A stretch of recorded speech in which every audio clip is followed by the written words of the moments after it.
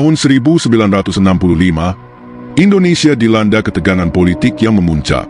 Di balik peristiwa Gerakan 30 September atau G30S, ada sebuah keputusan kontroversial yang diambil oleh Kolonel Abdul Latif. Dia memilih melaporkan informasi penting kepada Soeharto, bukan kepada atasannya langsung, Pangdam Jaya Maijen Umar Wirahadikusuma. Mengapa? Apa yang sebenarnya terjadi? Mari kita telusuri.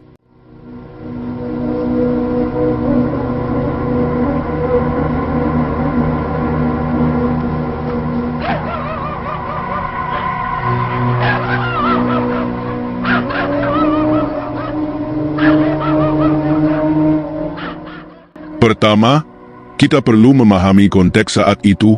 Tahun 1965, Indonesia terbelah antara dukungan kepada Presiden Soekarno yang dekat dengan PKI dan kelompok militer yang anti-komunis. Dalam struktur militer, Soeharto saat itu menjabat sebagai Panglima Komando Strategis Angkatan Darat yang meskipun bukan atasan langsung Latif, memiliki posisi yang sangat strategis dan berpengaruh. Latif sendiri adalah seorang perwira menengah di Kodam Jaya, Komando Daerah Militer Jakarta, yang secara hierarki seharusnya melapor kepada Pangdam Jaya. Namun, dalam situasi darurat atau krisis, seringkali garis komando dapat dilonggarkan, terutama jika ada ancaman yang dianggap serius terhadap keamanan nasional.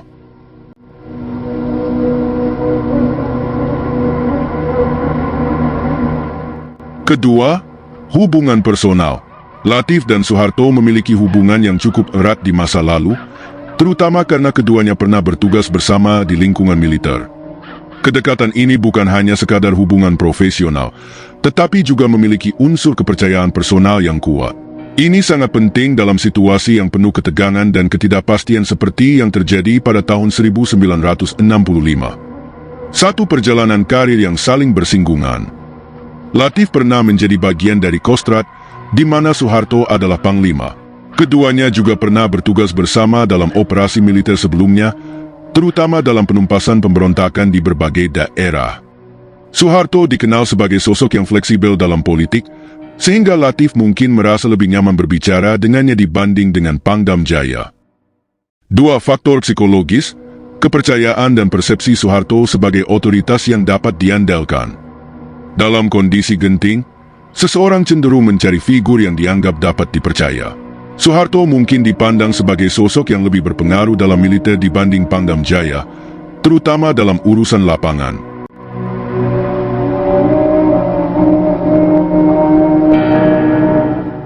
Ketiga, Soeharto sebagai figur berpengaruh secara struktural dan operasional. Satu kekuatan dan peran Kostrad dalam struktur militer. Kostrad atau Komando Cadangan Strategis Angkatan Darat, memiliki fungsi yang lebih luas dan fleksibel dibanding Kodam. Berbeda dengan Pangdam Jaya yang wilayahnya terbatas pada Jakarta dan sekitarnya, Kostrad memiliki pasukan yang bisa bergerak secara cepat dalam skala nasional. Kostrad memiliki akses ke pasukan lapangan yang lebih besar dan lebih siap untuk operasi militer besar. Soeharto, sebagai Panglima Kostrad, memiliki hubungan erat dengan batalan-batalan strategis yang nantinya berperan dalam mengendalikan situasi pasca G30S.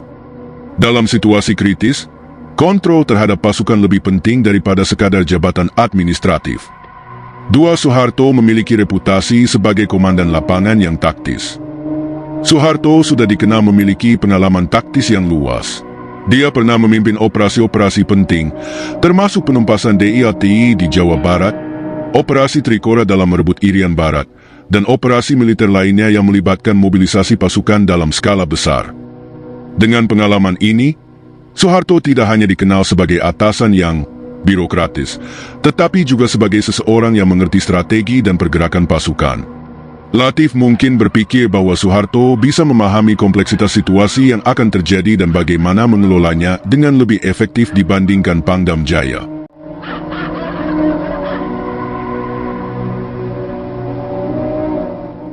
Keempat, Latif tidak sepenuhnya mempercayai Pangdam Jaya, Maijen Umar Wirahadikusuma. Satu, rivalitas dan perpecahan di internal militer. Pada saat itu, militer Indonesia terpecah menjadi beberapa faksi besar yang saling bersaing untuk mendapatkan pengaruh. Perbedaan ideologi dan kesetiaan terhadap Soekarno menjadi faktor utama perpecahan ini. 1. faksi yang pro-Soekarno. Beberapa perwira, termasuk yang terkait dengan G30S, ingin mempertahankan kepemimpinan Soekarno dan menganggap adanya upaya dari militer konservatif untuk menggulingkannya. 2. Faksi yang anti-PKI dan cenderung konservatif. Beberapa jenderal, termasuk yang kemudian diculik dan dibunuh dalam peristiwa G30S, lebih dekat dengan kebijakan anti-komunis. 2. Umar Wirahadikusuma dipandang lebih berpihak ke status quo. Pangdam Jaya pada saat itu, Maijen Umar Wirahadikusuma, dianggap sebagai bagian dari faksi yang tidak terlalu pro-Soekarno dan lebih berhati-hati dalam menghadapi gejolak politik. Ada beberapa alasan mengapa Latif mungkin tidak mempercayai Umar. 1. Umar dianggap lebih dekat dengan Jenderal Ahmad Yani dan jajaran elit TNI yang anti-PKI. 2. Kodam Jaya memiliki fungsi lebih administratif dibanding operasional, sehingga tidak terlalu bisa diandalkan dalam pergerakan cepat di lapangan. 3. Ada risiko bahwa Umar akan segera melaporkan informasi yang diberikan kepadanya kepada elit angkatan darat lainnya, sehingga rencana G30S bisa gagal lebih awal. Karena alasan-alasan ini, Latif mungkin melihat bahwa melapor kepada Umar Wirahadikusuma hanya akan meningkatkan risiko rencana bocor lebih awal, yang bisa mengancam keselamatan kelompoknya.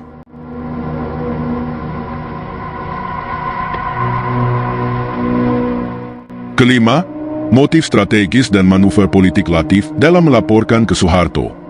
1. Upaya mengamankan netralitas atau dukungan Soeharto.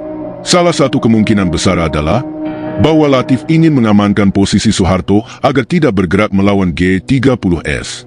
Jika Soeharto mengetahui rencana ini sebelumnya, ia mungkin tidak akan bertindak terlalu cepat untuk melawan gerakan tersebut. Bahkan, ada kemungkinan Latif berharap bahwa Soeharto bisa dimanfaatkan atau bahkan mendukung rencana tersebut. 2. Salah perhitungan terhadap Soeharto. Salah satu aspek menarik dalam keputusan Latif adalah bahwa dia tampaknya tidak menyadari bahwa Soeharto sebenarnya sedang memainkan strategi politiknya sendiri. Soeharto tidak langsung menolak atau menunjukkan perlawanan ketika diberitahu oleh Latif. Ini mungkin membuat Latif dan kelompoknya percaya bahwa Soeharto setidaknya tidak akan langsung bergerak untuk menghancurkan mereka. Namun, seperti yang terbukti kemudian, Soeharto justru menggunakan informasi ini sebagai kesempatan emas untuk mengambil alih kekuasaan dan menggulingkan kelompok yang pro-Soekarno. Kesalahan fatal dari Latif dan kelompok G30S adalah mereka tidak menyadari bahwa Soeharto memiliki agenda tersendiri dan siap untuk bergerak lebih cepat daripada mereka.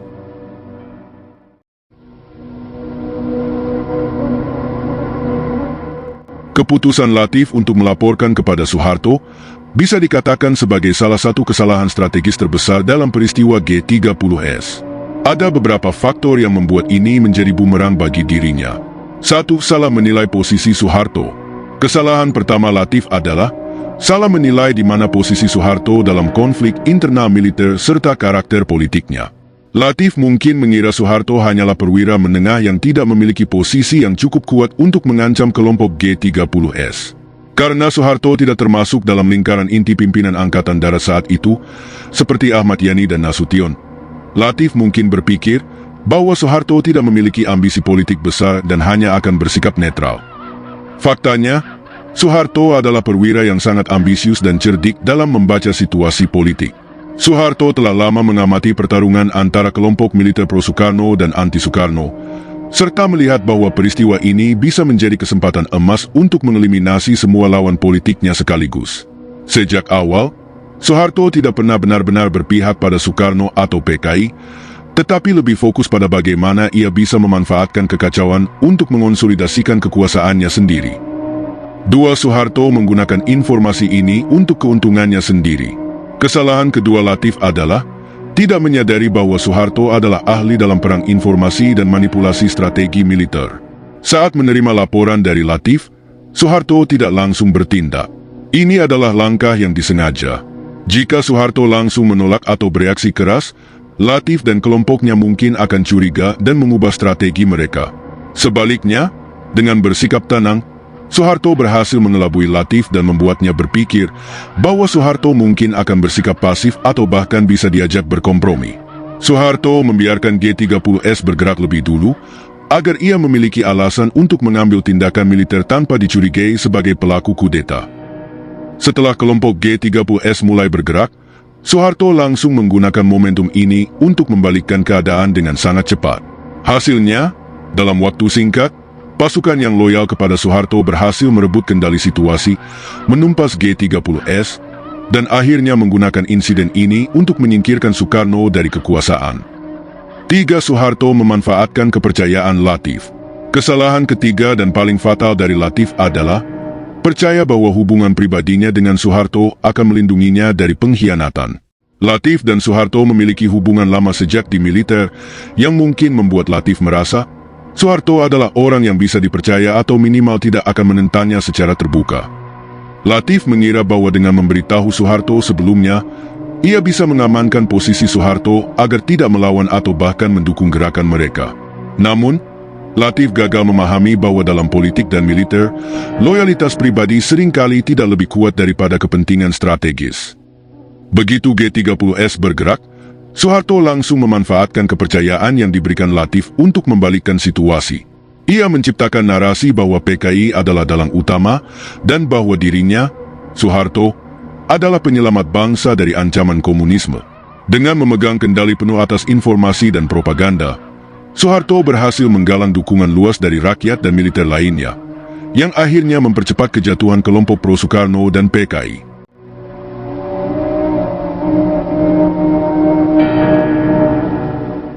Satu, tidak memahami strategi tunggu dan rebut momentum yang digunakan Soeharto. Soeharto tidak bereaksi secara emosional, tetapi bermain dengan sabar dan cermat. Ia membiarkan lawannya bergerak dulu, membuat kesalahan, lalu baru menyerang balik ketika situasinya menguntungkannya. Latif dan G30S bergerak tanpa memastikan dukungan penuh dari kekuatan militer lain, yang membuat mereka mudah dikalahkan begitu Soeharto mengambil kendali. 2. Tidak menganalisis kepentingan jangka panjang Soeharto.